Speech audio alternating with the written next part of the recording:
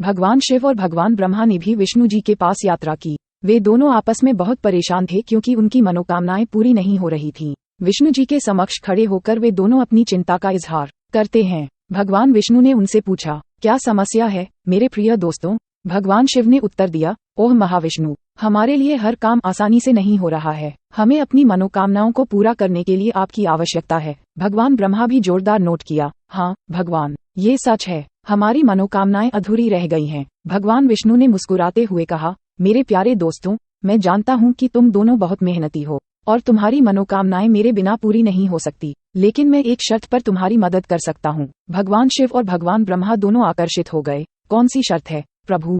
विष्णु जी ने कहा, मेरी शर्त यह है कि तुम दोनों एक साथ किसी ऐसे स्थान पर जाओ जहां तुम्हें हर एक मनोकामना पूरी होती रहे, और जब तुम अपनी मनोकामनाओं की पूर्ति का आनंद लूट लो तो मुझे उस स्थान की यात्रा करने का अवसर दो। भगवान शिव और भगवान ब्रह्मा खुशी खुशी सहमत हो गए और उन्होंने विष्णु जी की शर्त स्वीकार की। अगले ही पल विष्णु जी ने दोनों को एक खास स्थान पर भेज दिया जिसे मनोकामना द्वार कहा जाता था।